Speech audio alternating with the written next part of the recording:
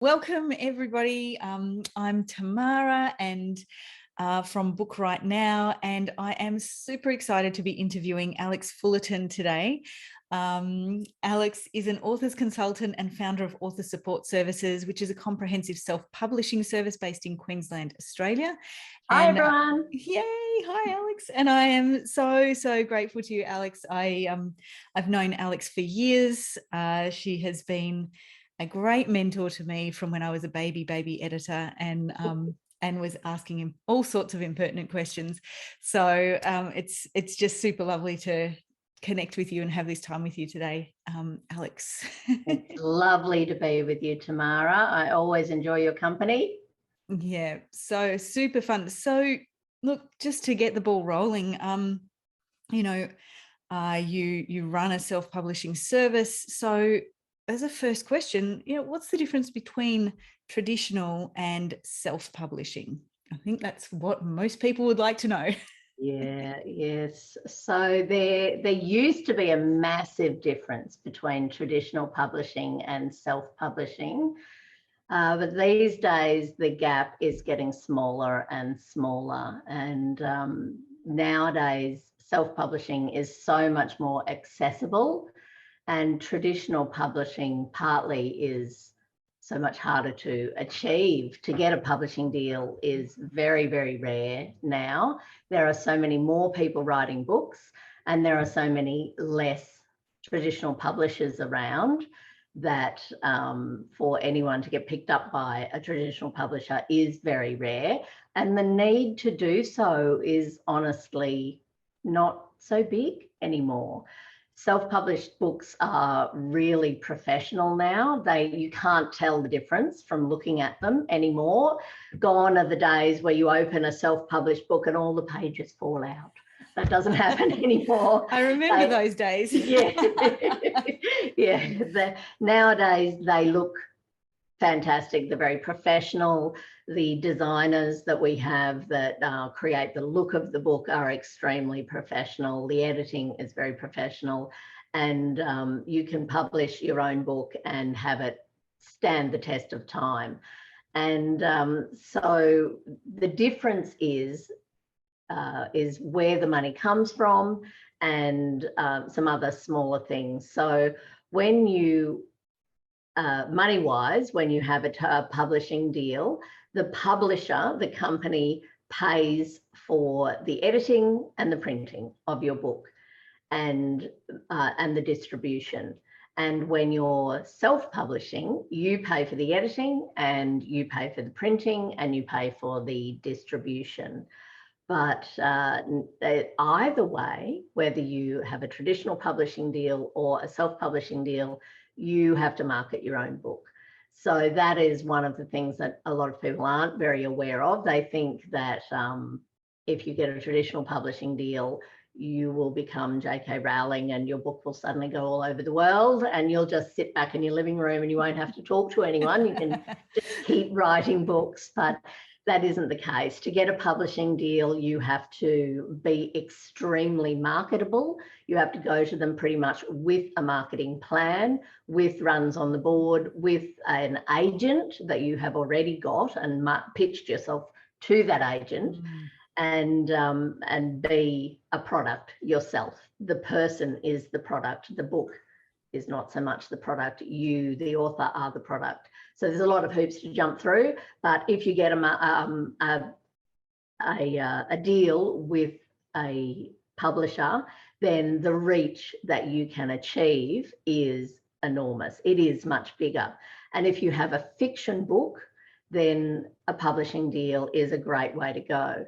If you have a business book, a publishing deal is not the way to go. Yeah, right. Self-published book is definitely the way to go, because when you have a traditional publishing deal, you lose all control over your book. They can completely change it. You don't have any control over the content. And look what happened to Eat, Pray, Love. Fantastic book, appalling movie. And she didn't have any control over what happened to her book when it got changed from a book, from what she wanted to write. Well, that's not a good example, because that was when it went from a book to a movie. But when you write a book and it gets edited, they have all control over it. And see, they're the same. When it went from book to a movie, you don't have any control. So that's what happens when someone takes your product and they own it. You don't own it anymore. You just get the royalties from it. So if you have a business and you've written a book as part of your business, you want to keep complete control over it. You want to use that material on your website. You want to use it in your courses. So you have to keep control over it. So you need to self-publish for that. The same with children's books. Really, really hard to get a publishing deal for a children's book. So usually children's authors will self-publish. And then you've got a lot more chance of getting out there if you're self-publishing. So it'll depend what kind of a book that you've got. And with the distribution now, we've got a lot more distribution with self-publishing books. So we'll talk about that a bit later. Yeah, absolutely. So and what about non-fiction books that aren't necessarily tied to a business, but are just someone knows an in-depth amount about a subject and is sort of has written a book about it, and they then kind of, it's sort of that borderline. It's not fiction. It's a great amount of knowledge. Would you say that publishers also have a huge amount of control over the content of a book like that as well? They have the control over the content of any book that they pick up.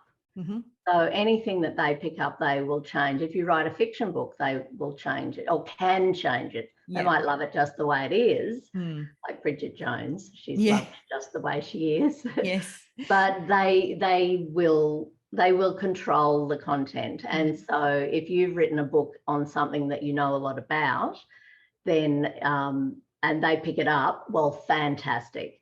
It's a non-fiction book. If you don't have a name in your industry, it's very unlikely that you will be picked up. But if you do, that's fantastic. If you've got a big name in your industry and you're writing about something that you know a lot about, you might get picked up. But as you said, that scenario is not a business book. It's just something that you know a lot about. So maybe you've got something where you've got life experience on. So, and if it's something that's trending in society, then you may get picked up on it. And that would be fantastic because you will get a bigger reach. You could get an international reach. With a self-publishing book, you don't get as big a reach. Yeah, and I'm guessing it has to do with you if you're well connected and you have contacts as well. That can always help with that whole publishing thing if you want to go with a traditional publisher. If you're willing to sort of, work your network, talk to the people who might know people, all of that stuff might kind of push you along in that direction. But if you don't have that, then self-publishing is a really good option. That's right. Okay. It's different for everybody. Yeah. So, when someone has finished their draft, they've got their manuscript, they've got it sort of, hopefully they've reread it and reworked it themselves a couple of times. What happens when they go, okay, now I need to look at self-publishing? What happens next? They've got their manuscript, they're ready to roll with something, but they don't know exactly what happens next. It's like a great big unknown. Well, yes, it is a great big unknown, and it's a very steep learning curve for anyone writing their first book. So it's wonderful that they've come to somewhere like your course to learn about it. So learn about writing and learn about publishing their book, because there's a lot to learn, and there's a lot out there on the internet. There's a lot of really great information. And unfortunately, publishing does have a lot of sharks as well. So, and I'm sure most people know that there's a lot of misinformation out there too. So you do have to be a little bit careful. So there are the basic steps that happen with publishing a book are the same for everyone if you're self-publishing. So first of all, you need to edit, then you need to design the inside of your book, lay out all the pages and make them look beautiful. You need to make a cover, then you need to print it, and then you need to send it out into the world. Easy easy. Yeah. Oh, that's only a few steps. I think I could count them Only a on one few hand. steps. Surely that's not a lot. Right. Okay. So, but the first step would be editing. Yeah. So the first step's editing. And Tamara, you have a very solid background in editing. Thanks, Alex. Yes, and much fun it has been as well. Yeah. So yes, so there was editing, then design. So that's getting all the pages laid out. That's right. So a designer, and when you're designing the book, well, first of all, you might be laying it out in Word or whatever you've written it in, and most designers will be hoping that you've laid it out in Word because that's the program that they find easiest to use, easiest to transfer it from. What we're looking at when you're designing your book is you're thinking about it from the author's point of view. I want to make sure my book looks beautiful. I want to have my photos here and my fonts looking like this. But the end goal is the printer being able to read your design, and those two need to work together. Yeah. So you can make your book look beautiful in Word, and then you give it to your designer and they completely undo it all. So working with your designer before you put hours into making it look beautiful in Word is really important. So your designer will take your Word document and put it into a program that a printer can read. And usually that's InDesign. That's a graphic design program. That is what most of the printers use. One of the big printers that a majority of self-publishing authors are using now is Ingram Spark, which you can look up, the ingramspark.com.au. They're down in Melbourne, where Tamara is. Yes. And they are doing an awful lot of the printing for self-publishing authors now because of the services that they provide. That's what we're sending a lot of our books to, and they do a lot of our printing because they offer some really great services, very good quality. And most of the printers, even if you decide to print in your local area, will want your book to be in a program like InDesign. And that means you've got to get your design done.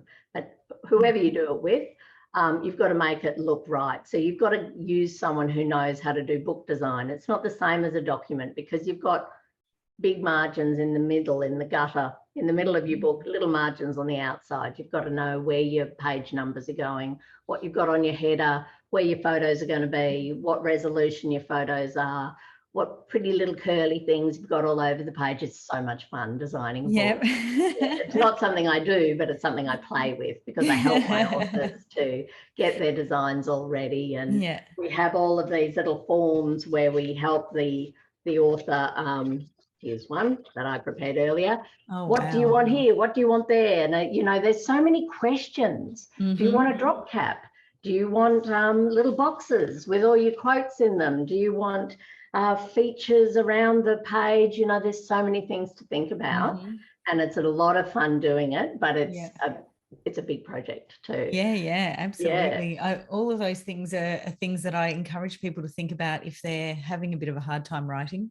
If they're having a day where the writing's not coming easily and things like that, I'm like, think about how you want the inside of your book to look. Make some decisions there. You'll still be moving your book forward, but you know, you're taking that little bit of pressure off yourself. So we do think about those things. It's a great thing to do when you're not in a writing mood. And you can go to the library and look at some other books. What do you like about their book? Do you like this font? Do you not like that font? Do you like the headings? You know, how do you like how things are set out? How much white space is on that page? How much, you know, sort of when you visualize your book, do you have little cartoons in mind, little graphics? Is there a little light bulb over here and a little, you know, like how does it look? All those they're all decisions that someone has made at some point. They are, and you are self-publishing. You need to make that decision. That's right. So that does lead me to my next question, which was how much of this stuff do authors have to do themselves? Which is kind of a trick question. So how long is a piece of string kind of question? Well, how much do you want to do yourself? Looking at all of those questions, If you know how to do all of that, you could do that yourself. If you don't know how to do that, do you want someone to help you? So then do you go to a service like ours where somebody helps you, or do you buy the InDesign program and spend 6 months learning how to use it and do it yourself? Or do you find your own designer and work with them? Or, you know, we offer a package where we do all of this stuff with you, the design and the cover and the ISBN and the printing and all of that. Do you want someone to do that? Do you want to go out and research and find all of these service providers and get each one yourself?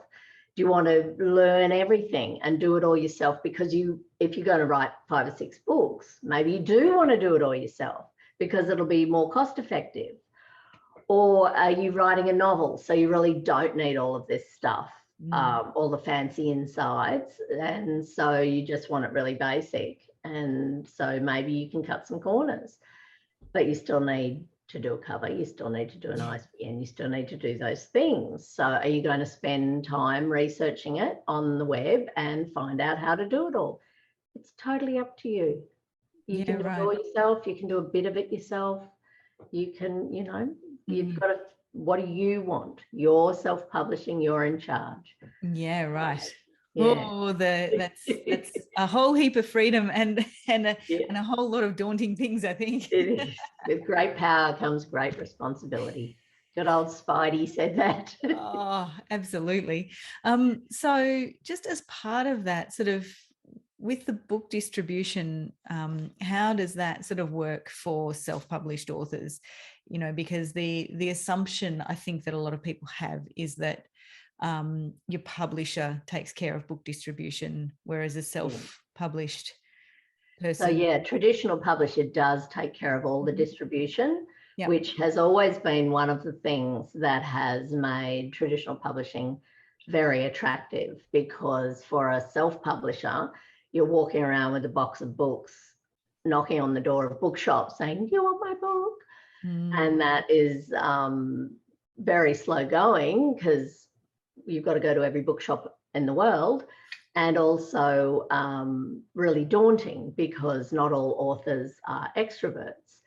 But that is one of the wonderful things that's changed now with the self-publishing industry, and particularly, well, because we've got Amazon, so you can get an Amazon account and upload your book to Amazon if you choose to do that. Or that's one of the reasons that we use Ingram Spark, is that if you go and create an account with Ingram Spark, and that's one of the things that we do in our package, is it is not the easiest thing in the world to create your account and make it work properly and upload your files. So that's why we do it for people.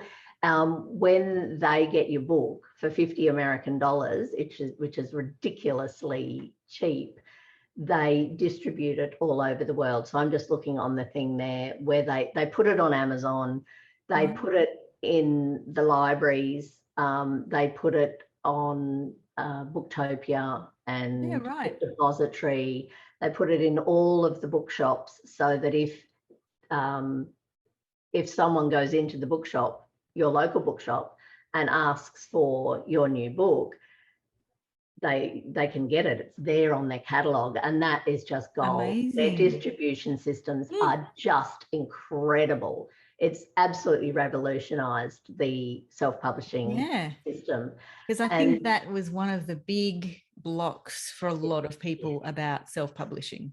Yeah, it was just, absolutely. How is my book going to get in bookshops? I'm going to have to do the legwork. You know, how is that going to work? Yeah. Amazing. It's really changed everything. Now, that's what I need to say. It doesn't mean that your book will be there in the window of my local bookshop when I arrive there. It means that your book is on the wholesaler list. Yes. Nothing will put your book actually in that bookshop, because there are millions of books coming out every year. The only thing that will put your book physically in that bookshop is you.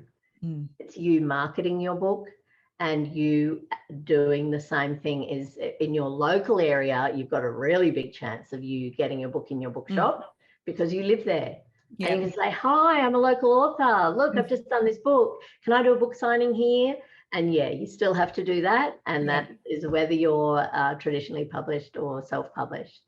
But in my local area, I get all my authors to do that, and my local bookshops are super supportive. Yeah. And they will let you sit out front, particularly the indie bookshops. Yes. They're really supportive of our local authors, and they'll let you sit out front and sign books and do those sorts of things, which is wonderful. But yeah, the distribution, you in Walmart and Target in America, not Target in Australia, unfortunately.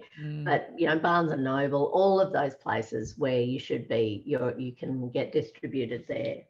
Fantastic. Yeah, and so the other thing that you also have now is that it's print on demand, and what that means is that you don't need to buy 5,000 books, which you used to need to do. Thank goodness, yes, and have them in your garage to put them all in. Yeah, it means that you'll probably still buy 200 books and for your launch, and to have them in your, you know, you always have a box of books in your car, because you never know who you'll bump into, who you can give a book to or sell a book to. But you, and you'll buy those books at the print price, because you're the publisher, you're a self-publisher. So you're buying those books at like $7 each, which is so cheap. But when you sell a book, say someone buys a book on Amazon, they sell a book and you don't pay anything. You haven't paid to print the book. No one's got the book in their warehouse or anything like that. They sell the book on Amazon. The customer pays the $25 or whatever your book retailed for, and the printer takes their amount, Amazon takes their amount, and every 3 months your amount turns up in your bank account. It is brilliant. You haven't paid anything up front except the cost of setting up your account, in the first place. So that is just amazing. The best system. I love it. Absolutely love it. I can't speak highly enough. You know, it's not perfect. Things go wrong. But you know, that's life. But yeah, it's the best system for authors. Amazing, yes, because that was one of the things that I hadn't necessarily kept up with the ins and outs of. Just I knew there was print on demand now, but I didn't know exactly how widespread that was. And that's music to my ears, because you know, back when I sort of first started looking at self-publishing and seeing it emerge as an option, it was very much a case of, right, you have to order 5,000 books. You need, you know, and they're printed in China, and and just those stories of, you know, I mean, it's exciting having all these books that they're all your book. They turn up, and you know, I just remember all those pictures of people surrounded by their books and things that we used to see. But then the issue is actually shipping them to places and sending them out, and then having them sitting around would be just, you know, a lot of pressure and a huge waste of resources. Yes. And well, apart from the cash flow, and then 6 months later, you find an error on page 43. Oh, horrific. And you've still got 4,500 books. And whereas with print on demand, you just change the file. You fix page 43, you upload a new file, bang, every book from now on is fixed. Fantastic. It's just, I love it. As a great time to be in publishing. You know? As a former editor who used to wake up in the middle of the night going, oh, there's an error in that book. It is music to my ears to hear that we can actually fix that stuff now. So good. It's great. So there are sorry. No, that's all right. Go ahead. I wanted to say there was a couple of other steps we didn't quite finish. Oh yes, getting your book ready for publishing. You do have to make a cover as well. Yes. So the cover is quite a technical thing. It's not just the picture on the front that people focus on. You've got to make a spine. You've got to make the back of it. You have to make a blurb, like the marketing blurb on the back, a little photo of yourself, the dot points, and there's a lot of marketing work that goes into that. And so you need to really think that through. And that's something that we help people with, or that you can get help with. Writing that is something you need to put a lot of thought into, plus what to put on the front, how wide is your spine, depends how many pages are in your book. Yep. So when you go to your design and said, I've done my cover, what you've actually done is a photo that you want to have put on your cover. And so, yeah, there are all these parts to your cover with all these instructions about what has to go in there and how to write it. And so, yeah, we do put a lot of work into the cover and exactly what goes in there, where your keywords are. And yeah, a lot of that information has to go up onto your Amazon page and into your online presence and things. Yeah, so, and I think one of the things that I really loved when sort of I was doing some editing for you was the way in which you actually took people through sorting out their cover, and in particular the back cover blurb. I just remember seeing that there were questions that you asked your authors that guided them through that process, and I think that kind of hand-holding is really valuable, because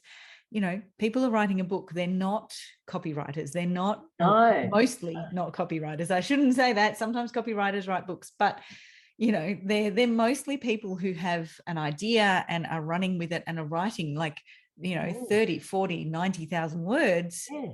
And their heads are full. Yeah. Their heads are full of the writing. That's right. So, and then we've got this list of other things that you've got to think about. It's just massive. It is. And so I guess what I really love about the service you provide is that it is just such a hand-holding kind of things are very clear each step of the way. As you've held up a couple of times, you've got forms and, you know, that diagram of the cover, you've got the front cover and you've got notes on it saying, think about this, what about this, answer this question. And it's very much a process that people, you know, can step their way through, and it's very clear. It takes the confusion out of it. So, you know, that's super valuable for people who, as you said, their heads are full of their actual book with all those words, and being confronted with this other thing that needs to happen can sometimes, if people are just left to it, like I've, you know, seen people just kind of being told, well, give us a back cover blurb, and they're like, I have no idea what that is. You know. So, you know, it's just a really it is just safe way. It feels very held and very safe for authors. It is. It means a lot to me to make it work for people, because I know that I've looked at other ones where people are doing it and they've just got to insert your cover blurb here and they're given no help to do it. That little form that I have, that's the end result of hours of conversation and discussion and back and forth and what do you think of this? And just insert your text here. There's so much more behind it. And if you, that's what's going to be out there everywhere for your reader. All of your months or years of work writing the book, that's all your reader's going to see, is that little blurb on the back. If they're lucky, sometimes they only ever see the front cover.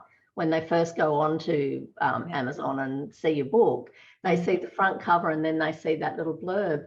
And that's all they get to see of all of your work and your passion and your love that you put into this project.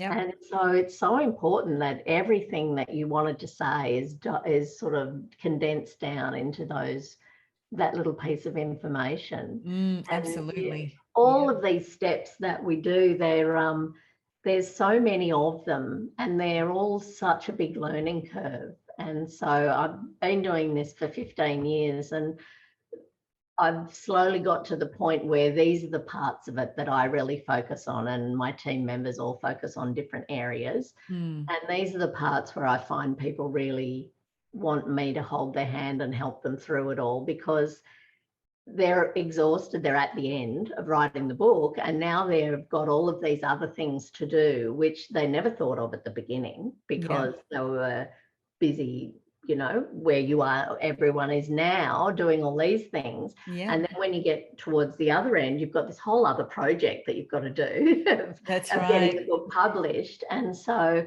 I really want to make sure it works well.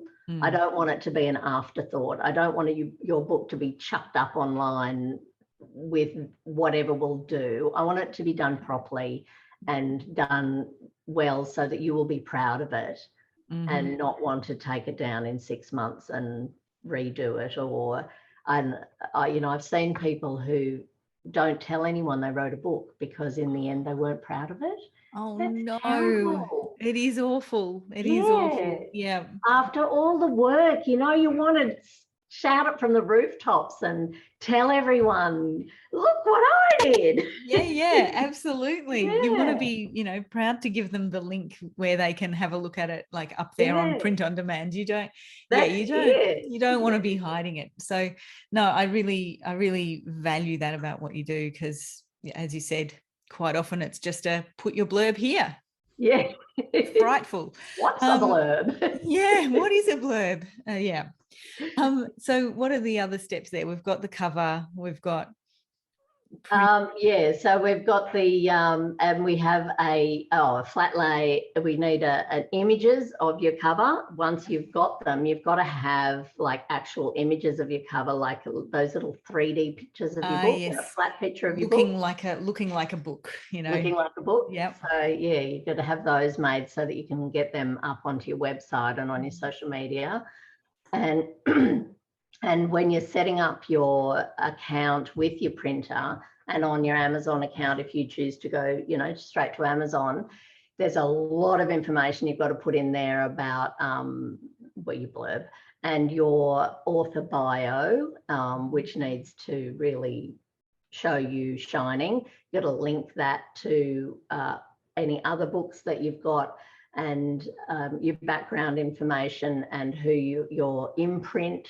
So it's a bit of technical stuff there about the book, choosing your book size, what book size is going to work for you. For instance, if you want people to write in your book, and you've got the little dotted lines in there, it's got to be the right size that the hand fits in the book. Yep. And that it's not too teeny-weeny. Yeah. So the hand falls off the side, little things like that, which is hard to think of when your book is on a screen, or is your book need to fit in their purse? Yep. Or is it a big square book that no one can actually fit in their bookshelf, which often happens? And so it ends up lying down and then no one sees it. Yeah, right. It's not on show. Yeah, interesting. Yeah, so all these sorts of little bits and pieces that are, good to think through and everything. So, yeah, and getting it all technically ready for the printing and then, setting it all up and launching it. Goodness. I know. Preparing your launch, preparing your media, preparing your marketing, those sorts of things. Yeah. Yeah. And then registering your book. That's right. So on that, is self-publishing official publishing? Do you need permission from somewhere? Like how do you make it official? So you do have to register your book. One place, it's not compulsory. Highly recommended. Yes. So if you want to go on Amazon or Ingram Spark or into the library, you will need an ISBN. I'm looking for a book quickly. I have a book here. We all have shelves right nearby where we grab things. Yes. Here's your barcode, and there's your ISBN underneath. Yep. So a barcode is just a pictorial representation of your ISBN. So your ISBN is an international standard book number, and every book in the world has an ISBN. There's only one for your book, and it's the same wherever your book is printed in the world. So with this Ingram Spark that I'm talking about, they print different locations around the world, the closest to where your customer is. So if someone bought your book in England, they'd print it in Ireland, that kind of thing, but it's always got the same ISBN. So you buy an ISBN and it is attached to your book. And that is where it's officially registered. Ooh. Ooh, yes. Ooh. So if you go with a traditional publisher, they have the ISBN. Right. So it's not copyright though. Copyright is you owning the words that you've written. Yeah, okay. And so if you're concerned about owning the words that you've written and you're worried that someone might copy them, what I would suggest that you do is print out your manuscript, put it in an envelope, post it to yourself, and don't ever open the envelope. And Wow. that shows that you wrote those words on that day because it's got a postmark Amazing. on it. Oh, Little trick.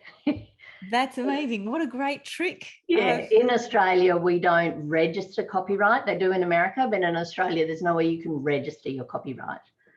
But yeah, you do write it on the imprint page of your book, that page with all the official information. You'll have copyright Tamara Protassow with a little C in a circle, 2021, and that will show that you own those words. Yeah, right. But, you know, someone might come along and say, well, I wrote these same words in 2019. And you would get out your little envelope and say, ha, no, you didn't. Here is the proof, but I can't open the envelope. So if it came to that, then you would open the envelope in court. But amazing. Yeah, so it's a little trick. I'm really happy to know that. Not that I think anyone's going to copy anything I've written. Well, that's it. Most of us don't actually do it. But if you have some material that you feel is worthwhile doing that. Yeah, right. Do amazing. That. But the ISBN is to show that that is this book. This book is my book. Yep. And anywhere in the world, I can type in if you're looking for a book, you can type in the ISBN and it will come up on your Google search. Amazing. And you can find out where to buy it. So don't put the dashes in though.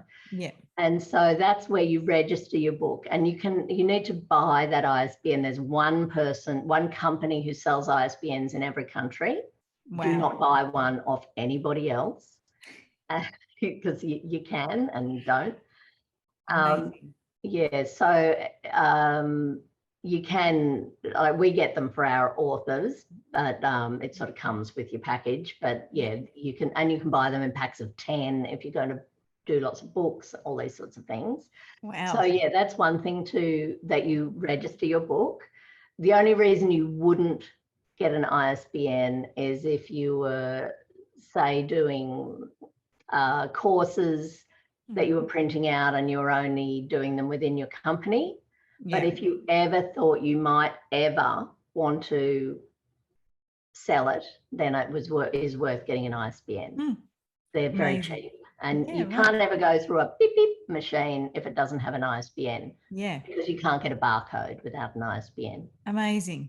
Yeah. So it's worth doing. The other thing that you can register for is PDS, which is Pre-Publication Data Service, and that's through the Australian National Library. Right. And that is something for Australia as a whole to have a record of every book that we produce in Australia. So that's not something everyone does, but I think it's really important for us as a country. And it's lovely to know that there's a copy of your book in the National Library. Yeah, right. So yeah, amazing. It's pre-publication. So now, while you're writing your book, you register. You go to the National Library and type in PDS in the search bar, and it will show you how to fill out the form. Amazing. So and so that's terrific for our Australian people. Do other countries have that kind of thing as well, or is that just an unknown? They do. Yeah, I'm not sure how it works in other countries, but and I do know that the ISBN systems do differ slightly in other countries. I believe Ingram Spark in America do offer free ISBNs. Yeah, right. But not in Australia. But don't buy it off any private companies. No. So that's very much something to kind of look at in whatever country you're in. You know, look up the National Library, see if there's that pre-publication kind of registration thing that can happen. Right. Look up sort of how the ISBN works.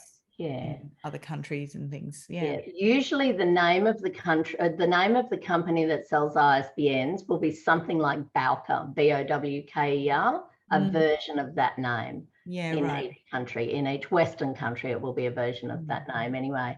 And the National Library Service in Australia, it's the National Library Service and the State Library. Yeah, right. So the obligation that you have after you register, well, while you're in publication, you will go onto a database that goes out all around the country, and it will tell people in the know that your book is in publication. And I have had orders come in for books that are being written from universities and from libraries and places where there's a book that we really need that. Tell me when it's published. Oh, that's exciting. So that is really good news, isn't it? It's a great step to, it's a really good thing to have happen while you're in the process of getting the book out, isn't it? Motivator. Yeah. And it's free, that one. Yeah, even better. Yeah. And when you have published your book, you have to send them a copy. One to the State Library, one to the National Library. Yeah, fantastic. Yeah. Excellent. Oh, and on that, there is also a system where you can join the National Library, and if you donate a book to the library, they will pay you for them. Every time your book is borrowed from the library, you'll get royalties. Right. Yeah. Amazing. There's a blog on it, because I can't think of the name of the system. Yeah, that's great. There's a blog on it on my website if you want to have a look. It tells you how to do it and everything. Yeah. And I know that, I mean, of course, I'll put this up in the notes on this interview, but your website is authorsupportservices.com.au. Yes. Oh. There you go. So there's lots of different official things that you can do that will spread the word about your book, but also add to your book's credence. Those things are listed on that imprint page, that copyright page on the front of your book. They all show the world that your book is out there, that it is officially registered. Yes, and it's definitely legitimate. a real book. You are actually a real author with a real book. Yeah. Oh, that's very exciting. So one of the really common questions, and I know that you get this one first out of every single question that gets asked, is, well, how much does it cost? What does it cost? How much does it cost? What's the ballpark figure range?